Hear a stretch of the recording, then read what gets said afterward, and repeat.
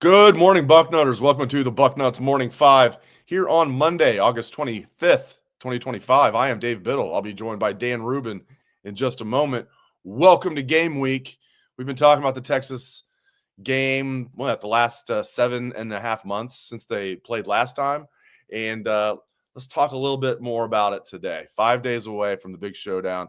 Buckeyes are slight favorites, depending on where you look at it, 2.5 points. Drop down to 1.5 some places.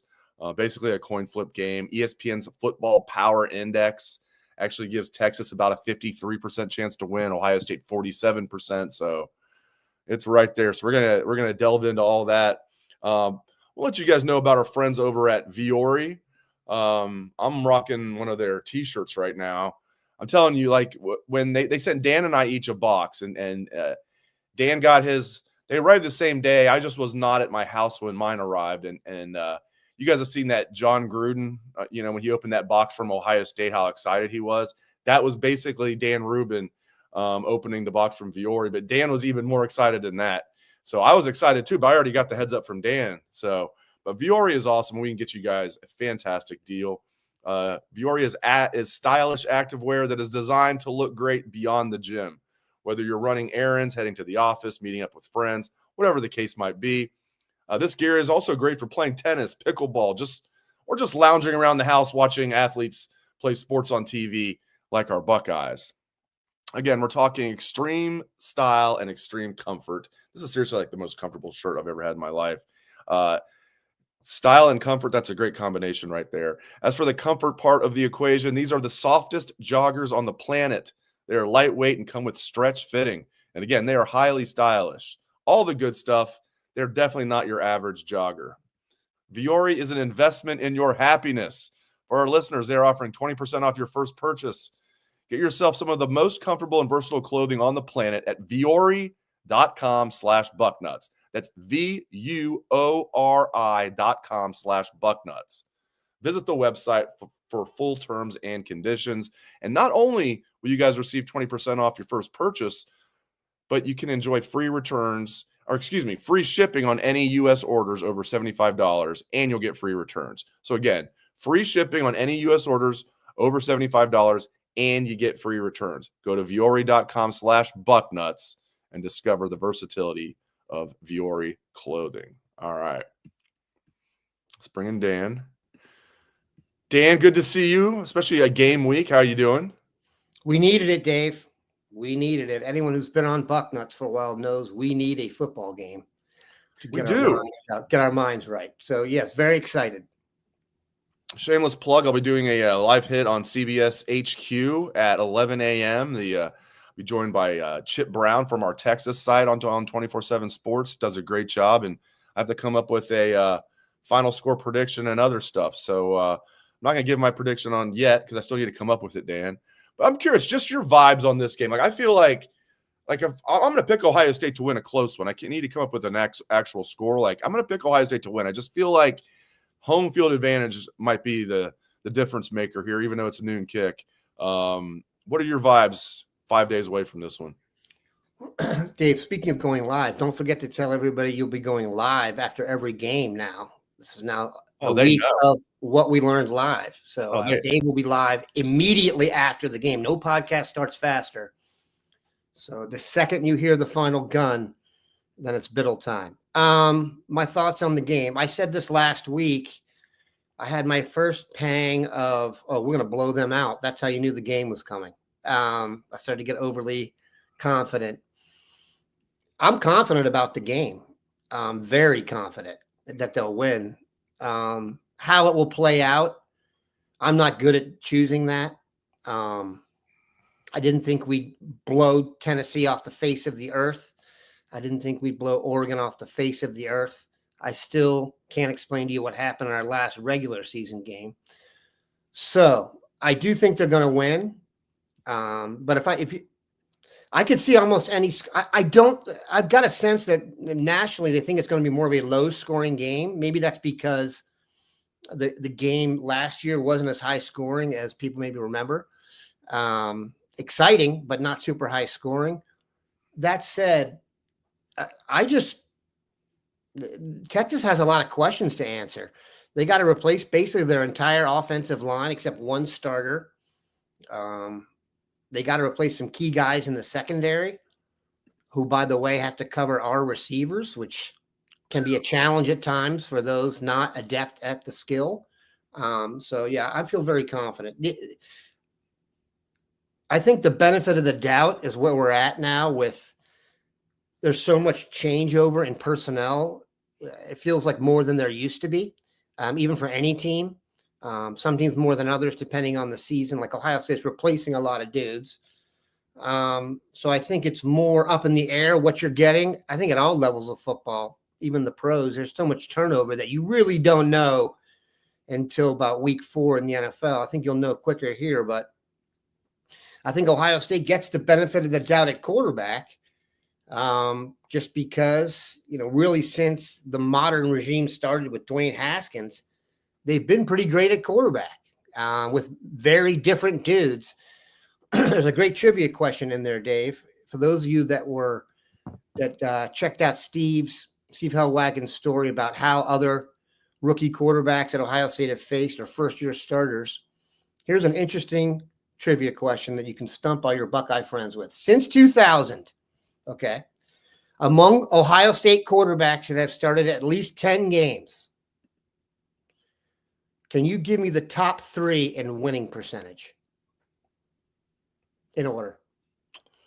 Since the year 2000, so Ohio State would be 1. No. Quarterbacks. Ohio State quarterbacks. Yeah. That have started at least 10 games since 2000.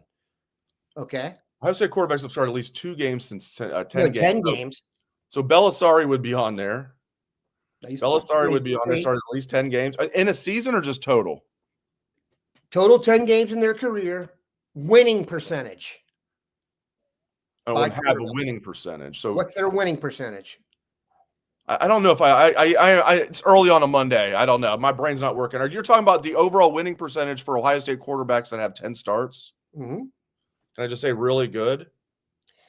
It's by person. Number 1, Cardale Jones. Number 2, Dwayne Haskins.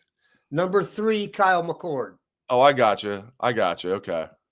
Not necessarily the 3 you'd expect. So benefit of the doubt at quarterback is certainly needs to be doled out here. It's incredible when you go back and look at their records. CJ lost 4 games, and it looks like a black mark on there. I'm very confident they'll be good at quarterback, very confident their passing game is going to be sick. And the real question by many is, will Ohio State be able to run the ball? They weren't great at it last year against Texas, and that's usually a dead giveaway. But I would be very confident that Ohio State's going to have some tricks up their sleeve early. I imagine there's just a lot of nerves when you're going out there to cover Jeremiah Smith for the first time. I'm very confident that number 4 will ring the bell several times, big time. This is a pleasant surprise. I was saying, like, one of the many reasons it's foolish to have this game at noon is because I was saying, listen, man, there's a really good chance it's going to be in the 90s and humid. Or if you're tailgating for the game, you might need to bundle up. It's going to be a low of 50 here in the capital city of Ohio on Saturday. Now, that's like overnight. High of 73. Game time temperature. Kickoff's supposed to be like around 68. Dan, I would have lost a ton of money if you would have said it's going to be in the 60s for kickoff at noon. I'm like, speaking of the year 2000, Cooper's last game, I was at that game as a fan. I wasn't on the beat till 2 years later. So Cooper's last year, they just they refurbished the stadium. It looked beautiful. They played David Carr and Fresno State in the opener. Future number 1 overall pick, David Carr. And everybody said, it was going to be a really good game. Ohio State took care of business. But I remember people passing out in the stands because it was so goddamn hot in late August. And, like, it's only gotten, like, our temperatures have only really kind of, like, risen over, the average since then, in the 25 years since then. So, dude, I was thinking it was going to be in the 90s. I love the fact it's going to be a nice little fall day here in late summer. Unexpected. It's like San Diego out there today. For those of you who haven't watched the show forever, Dwayne and I used to open the show with a weather report every show. Yes. And lament that the beautiful weather in the state of Ohio was limited. Not this week. Go check it out. Those of you who geek out on your weather app, like I'll get my weather app, and if I can manage to line up all the sun, I'll send it to my wife. San Diego, you can hit that thing anytime you want, man. Sun across the top, sun all the way down. Your state of Ohio, and I can tell you right now in the Gem City this morning, we usually sit outside. Couldn't do it this morning. Too chilly. Sun's out now, so sun's out. Guns will be out, but the weather is going to be spectacular. And like you said, now that you're doing a noon kickoff, Lord knows when the tailgating starts, you're going to need a hoodie to get started. It's going to be a little crisp, but it's going to be a beautiful day. Beautiful weekend. Kegs and eggs. Oh, yeah. Oh, people are going to be down there like 4 a.m. getting set up, you know. Oh, and it'll be hopping by 6 a.m. There's no doubt about it. All right. So, like, I'm curious your take on the right tackle situation. Like, they brought in Ethan Onionwa, and from what I understood, and I was all for it, I still don't have a problem with it. I think he's getting 7 figures, Dan. Like, low 7 figures, but maybe even if it's $1 million exactly, I think Onionwa was getting something like that because he was a hot commodity in the transfer portal.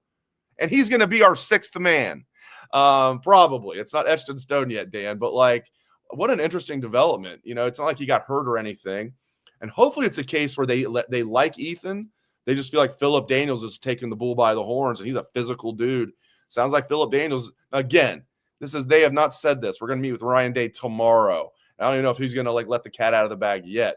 Sounds to me like Philip Daniels is going to be the starting right tackle. Obviously, Saraveld at left tackle. And then Onionwa was going to be that 6th man. He can come in during those bison packages.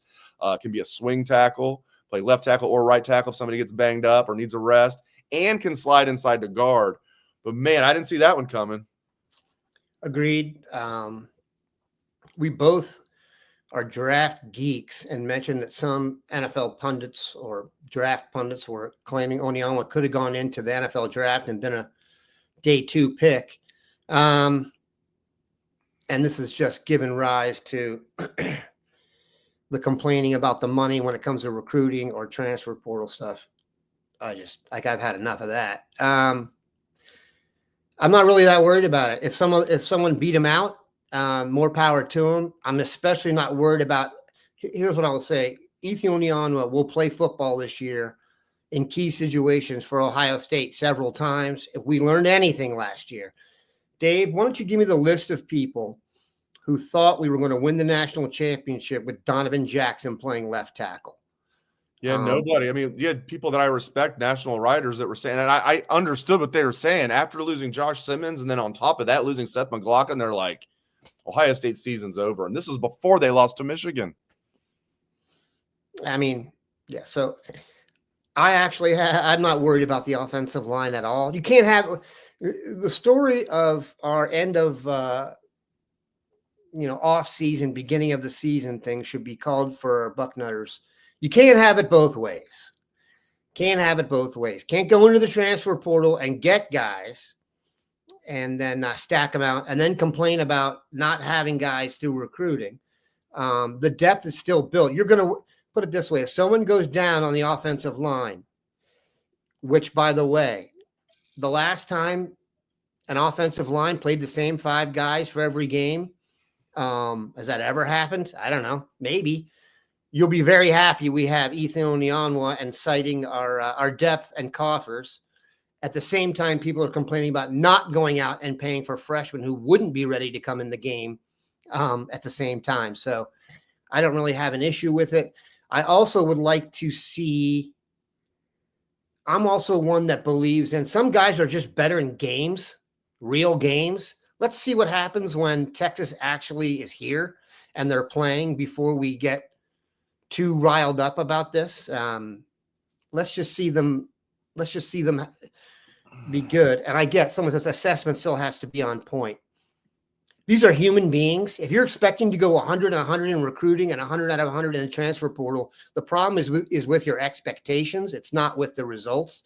That's not a realistic expectation, even here.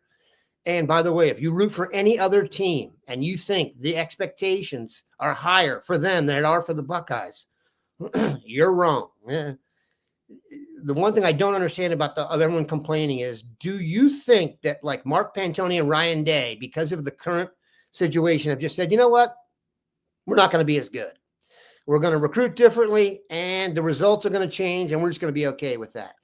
I will guarantee you that's not the case. So people just need to chill out about the recruiting. I don't really understand the angst, considering, I mean, I could sit here and I'd be very comfortable entering an argument with someone about whether or not they're doing it right now. There are some things we don't know about that I think we're going to get worked out in the next few days from an informational standpoint. But all these arguments get up to the one spot: is Ohio State being cheap or something like that? I do not believe so. I can tell you, I know how much money they're raising, and it's a ton. But like, here's my number one example of you can't have it both ways. And I'm sorry if I'm going on a digression or a diatribe here. Don't worry, we'll hear about it. Kenyatta Jackson. So I had Dane Brugel on the show the other day. Kenyatta Jackson is ranked 47th in his top 50 to start the year. He's never started here. He's never really been a full-time starter here, okay? JT was drafted 45th. 47th is a mid-second round pick. It is not possible to have a guy not start at your school until his senior year and be that good unless what, Dave? He's being compensated on the inside. So you don't want to compensate Kenyatta Jackson and compensate guys who are going to be freshmen when – can you name for me the last player to start as a defensive player at Ohio State as a freshman? The last player, so Denzel Burke. Okay. Yeah. And that was predicted? No. The yeah. criteria for a bidding war is now this to me. Will he come in and be an impact player day one? No one complained about Jeremiah Smith because they knew he was going to play day one. Who do you think the second highest paid player on the team is? Caleb Downs. Start day one. And was proven. Jeremiah, and I would throw guys like Edric Houston, Devin Sanchez in the mix where they were just convinced, not that, not everybody's going to be Jeremiah Smith, but they were convinced, okay, those guys are in high school, but we're convinced they're going to be great college players.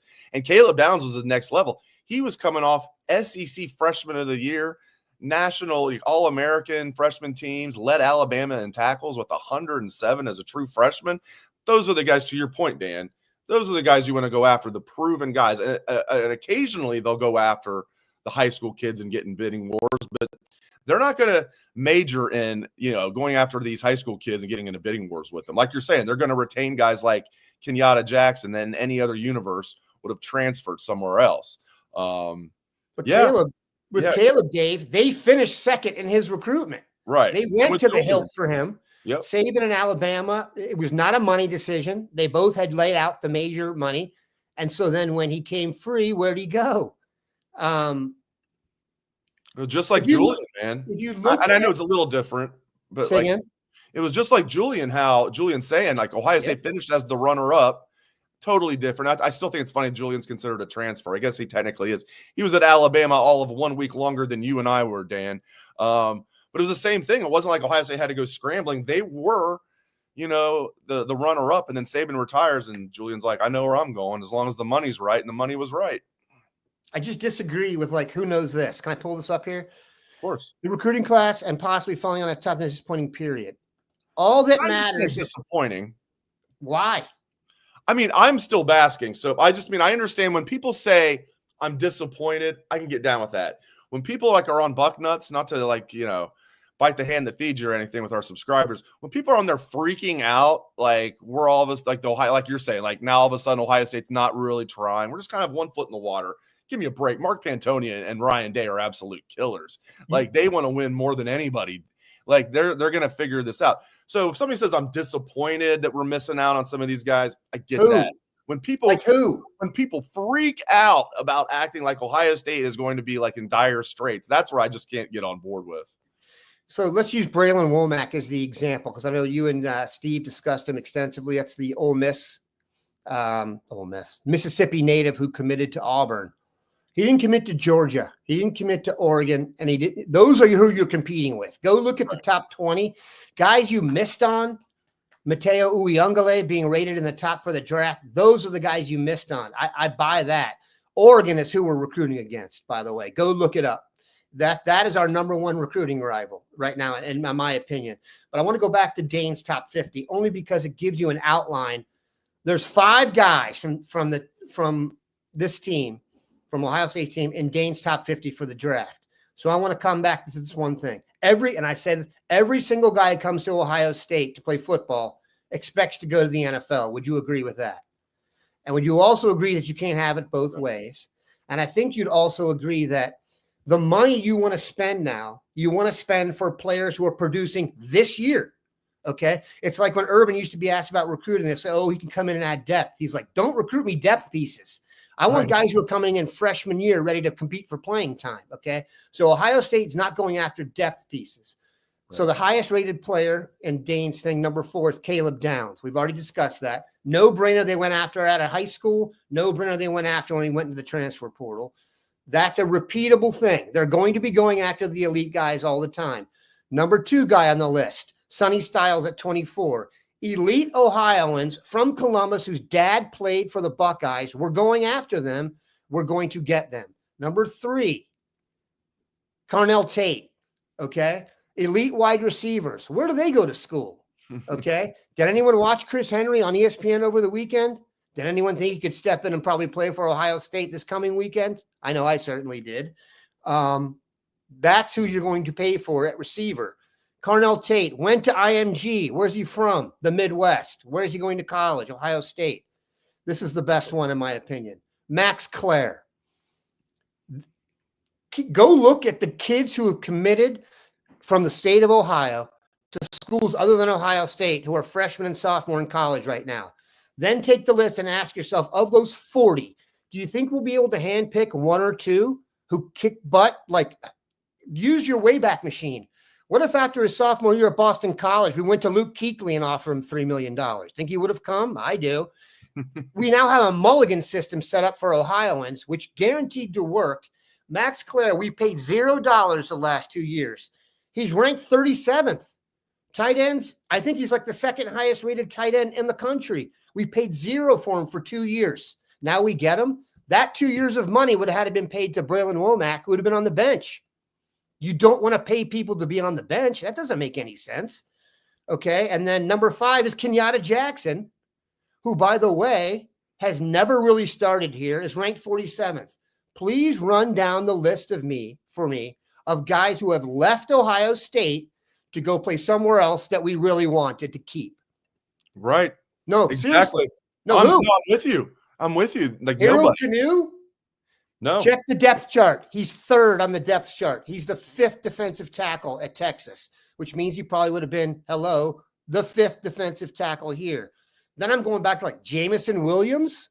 Is that how far we got to go back to? Would you have kept him over Jackson Smith and Jigba?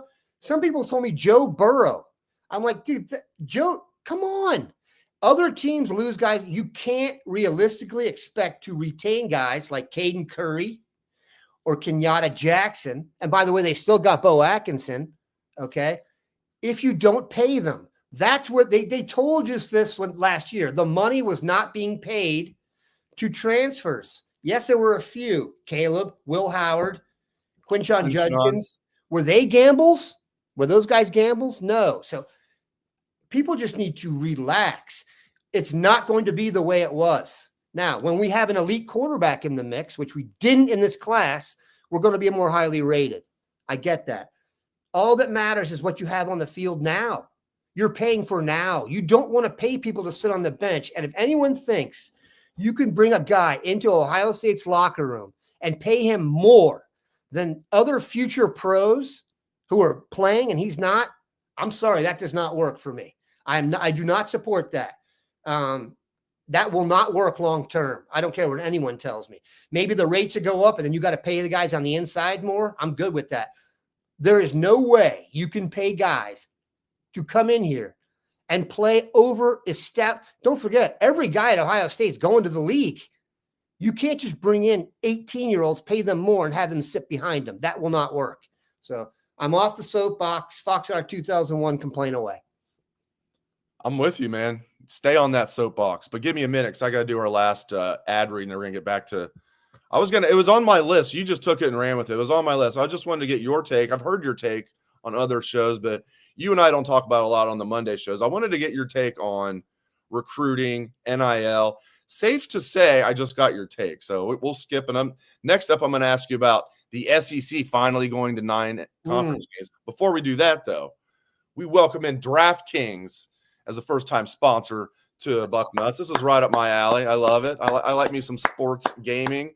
DraftKings does a fantastic job, and they are joining as a sponsor. And you guys can get a fantastic deal. This is the time to sign up for one of these if you haven't signed up already. All right, the rivalries, the marching bands, the upsets, the redcoats. Saturdays just got way more fun. College football is back. You think you know the game? Well, put your knowledge to the test with DraftKings Sportsbook and turn your picks into big payouts with live betting, rivalry week odds, boosts. DraftKings Sportsbook has everything you need to own your Saturdays. For example, Ohio State's favored by 2.5 points in the big showdown with Texas this Saturday. You confident our Buckeyes are going to win by a field goal or more? Head to DraftKings and place your wager. And here's the great thing. Here's something special for first-timers. New DraftKings customers bet $5. You get $300 in bonus bets immediately. Bet $5, you get $300 in bonus bets immediately. You have to download the DraftKings Sportsbook app. It's free. Use code Bucknuts. Code Bucknuts. Use the code Bucknuts to get $300 in bonus bets instantly when you bet just $5. All right, we're in partnership with DraftKings Sportsbook. The crown is yours. If you have a gambling problem, call 1-800-GAMBLER. Again, go to DraftKings, download the DraftKings app, bet $5, use the code Bucknuts, and you get $300 in bonus bets. All right. I don't understand. Oh, boy. I don't understand this. So I'm sorry. I'm taking over here. So when Texas, Oregon, and other SEC teams pay for kids to sit, OSU will have to follow. Absolutely not. You're telling us they're paying guys not to use the money. If you use the money then to pay players who play, you're getting more out of your money. That makes absolutely no sense to me. I'm sorry. That you're basically saying you're paying kids to sit.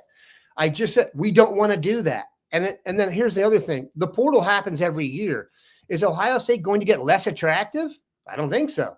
You can deal with it. We'll be fine. We will be fine. Max Clare could have been offended that he wasn't offered. Didn't seem to happen. No. Phillip Daniels could have been offended. We didn't. Not going to happen. Also, by this recruiting approach, we wouldn't have gotten Devin Sanchez, by the way. By everyone saying, oh, you shouldn't put the time in. We were running recruiting stories on Devin Sanchez when he was like in 8th grade. People would have said, oh, that's a waste of your time. Was it? No. Yeah, you may not be as likely to get the second corner in the class anymore. You're now guaranteed to get the first one because that's a slotted spot now. You want to talk about the pros and compare it to the pros? Do you think there's a chance that every year someone's going to turn down really good money to come play corner at Ohio State? There's no track record for that.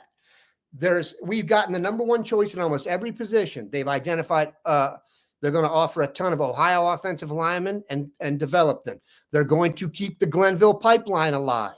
They're going to be every single elite quarterback in the United States camped here this summer. So we don't even complain about that here because it's a given. Go look at every other site's number one complaint. We can't get elite quarterbacks and we can't get elite receivers. Chris Henry, did you watch the highlights? I could not. It looked like Randy Moss. That's who it looked like. Now, that's hyperbole and accurate. Mark Porter entered the Huber Heights-Wayne game at halftime. He was there for 30 seconds. Jameer Brown went 99 yards for a touchdown. He's coming to Ohio State, okay? Everyone needs to chill. Just think about what you're saying. Do you think Mark Pantoni and Ryan Day want to lose? That makes no sense. They just want to spend money on guys that are playing now. That's all this is. And if you're not going to get Braylon Womack, but you get Caleb Downs out of the portal, I just don't get it. People are just how funny is it going to be in a year from now? We're sitting here. It'll be less than a year from now when it happens. We're sitting here like Braylon Womack transfers to Ohio State. It's like, how you like me now, right? Let him go to Auburn for a year, get a big check, and then transfer to Ohio State. Caleb Downs stuff. I know it was different. Caleb Downs did that because Saban retired. But how funny would that be? Another school in the state of Alabama, too, if Braylon Womack transfers from Auburn to Ohio State next year. That would be not unrealistic. It's more realistic. Man. That's not unrealistic. No, not at all. We've already seen it happen. I could just hear you just go off on this for the rest of the show, but I do want to ask you, God, this is awesome, and I agree with you. All right, SEC. They were like Notre Dame. They were just dug in. Notre Dame, we're going to be an independent forever, and I don't think Notre Dame is ever going to change. SEC, no, we're dug in. 8 conference games. We're the best, and us playing 8 conference games is the same as the Big Ten playing 9. Oh, no. The committee added strength of schedule and strength of record, and all of a sudden the SEC is like, okay, we'll acquiesce. We will accept the terms of our surrender. I love it, man. I like that they've backed down. The SEC is going to play 9 conference games. It's ridiculous. Some of these like built-in bye weeks they have on top of the real bye week. So I'm glad they have to play, and they're going to have to play at least one Power 4 team in the non-conference. Good job, SEC, even though you were forced into doing it. Yeah, I wonder why they did that. Does this mean that there is a deal coming, Dave, that did the Big Ten say you got to do this for us to agree to a deal where we get the minimum number of teams in there and stuff? I think it was I think it was the CFP. Now maybe this was the Big Ten pressuring them behind the scenes. You never know. I think this was the CFP came out and said, we are adding this metric to our – I can't believe it already wasn't a metric. How are you not factoring in strength of schedule and strength of record, which somehow mean different things but kind of mean the same thing, topic for a different day. How is that already not a metric? I imagine they kind of used it anyway. So when they put that in there, I think the SEC realized, oh, crap, we don't want to get in a situation where, this team doesn't make it because they only played 8 conference games where this Big Ten team gets in over us. So they did it just because it's kind of like RPI in basketball or whatever. Sometimes you could lose, as you know, you can lose if you're Ohio State and you're ranked 20th and you lose to number 1 Duke. Doesn't really hurt you when tournament time comes around because your strength of schedule is so strong. So I think that's what finally made them take this step and have 9 games. Yeah. I'll say this. I view everything through scarlet and gray glasses. And this kind of stuff does not do it for me.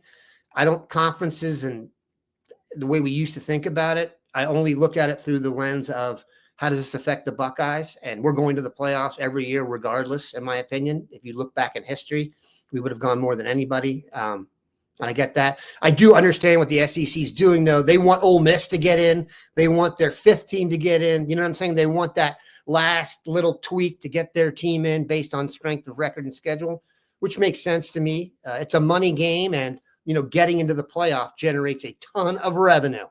So that's really, I hate to be the one who comes back and says this because every discussion comes back to money now, but it's really just a glorified money discussion to get teams in the CFP and get more money, which I get. But just the concept of, Oregon and USC are in the Big Ten. The concept of conferences for me has gotten so spread out and goofy that I have a hard time kind of you know what I mean? The classic rivalries are still there for me, the Penn States, the Michigans and stuff like that. But in terms of conference rigmarole and arguing the arguments over which conference is better, man, I just don't care about that personally because we're never in them. Basically, when people have the conference argument, they end up arguing who's 5th or 6th team would win against each other. I don't care. I'm with you. I always thought it was so stupid with the SEC doing the SEC chants when it was like Florida fans doing an SEC chant for an Alabama game. It's like, really? Can you imagine Wisconsin fans at an Ohio State game playing an SEC team? All of a sudden, Wisconsin fans break out in a Big Ten chant. It just wouldn't happen. It's always been weird. All right, last thing. I want to ask you about this. So I feel like this is an unreported story. Chip Kelly, we were loving the fact Chip Kelly was here last year. Still don't know what happened during the Michigan game where, hey, let's run right at their 2 first round defensive tackles. And then when that doesn't work, let's just keep doing it. But overall, Chip Kelly did a great job last year. And I understand Ryan Day is still the head coach, and this is Ryan Day's offense. But Brian Hartline is a first-time play caller. Where are you at on that? Especially he's replacing a guy in Chip Kelly that did a great job last year and parlayed that into a $6 million assistant coaching job with the Raiders. I'm not concerned about it, but it interests me. I'll say that. We got to come back to this recruiting discussion. As you see my head jerking over here all the time, those of you watching, it's because I'm trying to read the chat. And just like my hair is going, my eyesight's going too. So I have to lean in to read it. I'm not wearing glasses on here, man. I look like a nerd. I'm confident in Brian Hartline, pretty much anything. I go back to this, Dave. When he was on the show, and this is my favorite story to tell about him. You know what I'm about to tell you. Yeah, I do. Yeah. When we were on the show, I asked a question after we got off the air. I try and, if there was a fight in the locker room, who would get out alive by themselves? We were including the players, by the way. Yeah, I met the players, and I was thinking, Dave and I had guessed ahead of time. We're trying to say, and we'd come up with Mike Hall, and his Hartline's answer was, well, we said eventually, that was two. Then we said last year it would have been Eichenberg, or 2 years ago, Eichenberg and Stover, were they roommates, something back to back, just fighting their way out and then going to their room and getting their meal cards out and eating up. I would say, let's think. Oh, and then Brian said, oh, yeah, Hartline. I got lost there for a sec. Hartline said his answer was, who would get out of the locker room if there was a fight? His answer was me. And he didn't mean me. He meant himself. He's a confident dude, man. He always has been. And here's another thing. He's had a little bit of experience doing this. Not his first rodeo. I know that was kind of who was doing what back then. Listen, Brian Hartline's track record of success based on having Ryan Day there, based on prepping under Chip Kelly for a year, I don't see why anybody wouldn't be confident in that. Can he do what Chip Kelly did? Look, Chip Kelly is a revolutionary play caller. Like, in the history of football, he's going to be in that list of guys they talk about that changed the game, good or bad. You know, for some people, the Eagles fans won't be on here touting his play calling, but he's kind of a revolutionary dude. So I get it when we get into the discussion of who's better and stuff like that. But this is not a career achievement award. This is who's going to call the best plays this season for this team. And I'm fully confident Hartline can do that. Fully confident. Great stuff from Dan Rubin. I know the people in the chat love it as well. They're like, stay on that soapbox, Dan. Stay on that soapbox. One thing, Dave, I want to make a point here. Yeah. This is not true. It is not Bjork. It is not. It is the current way they rather pay for guys out of the transfer portal if they're not going to play right away. You say it's not true, just for the people that don't know what you're talking about. People are saying Bjork has told them you got to follow the rules, legals, issues, stuff like that. Gotcha. That may be the case. That the people I have spoken to who are rather high up the food chain, that's not what I've been told. That it's not Bjork telling them, hey, you got to keep it tight here. I don't think Ryan Day gets told what to do that often. I don't think that's super common. Not now. Exactly. So let's all wait. Now, look, there is a rubber hits the road aspect to this. If the other schools are able to pay out $70 million and pay the freshmen, that's different. Okay. Nothing has happened there yet. Let's see that get through the season first. And let's see if that's actually happening too. A lot of what you hear about NIL is misreported. People aren't getting what you think. Trust me on this. There are several guys who are getting a ton of money. Facts. The idea that every single player at every school and every freshman is cashing in the way you think, that's just not accurate. So let this play out a little bit. Switch to game focus for a couple weeks, and everything will flatten out. Keep in mind, we're the defending national champions. We probably have the highest paid player in college football who's also the best offensive player. We may have the highest paid defensive player in football who's also the best defensive player. Every single time we take the field, except maybe special teams, we're going to have the best player on the field. What is everyone expecting here? You got to be realistic here. Do you root for any other teams? Ask Dave what it's like to root for the Bengals. Ask someone what it's like to root for Purdue. Root for the Cowboys. It's a living hell. Rooting for the Buckeyes is a gift. It's a gift. Accept it. And I'm telling you, I say that with an honest heart. Now, I'm completely biased. I'm completely in the tank for the Buckeyes. I get it. But come on, man. We're about to play 1 versus 2 in the most exciting game ever at home with the number 1. By the way, Sand was rated higher than Arch. Relax. We're going to be great. Great. Great. Yeah, there's no good. Ohio State's going to be great. Absolutely. Great. And there's not a juggernaut team in college football this year. Texas is the betting favorite to win the national title, and I think Ohio State's going to beat them in week 1. So before long, Ohio State might be the betting favorite to win the national title. So we'll see. And the pressure's off. There's always a ton of pressure at Ohio State. Don't get me wrong. But coming off a national championship, the pressure, relatively speaking, is not quite what it usually is. All right, great stuff from Dan. Put McNutt on Jeremiah Smith if we play them, and then see if the money's well spent this year. Or Carnell Tate or Ennis. They'll get cooked. And that's a fact right there. This is my guy. I said that to Dane Brugler, by the way. He didn't agree with me. Arch fumbled. He fumbled. He also got concussed on that play. Lathan just lit him up.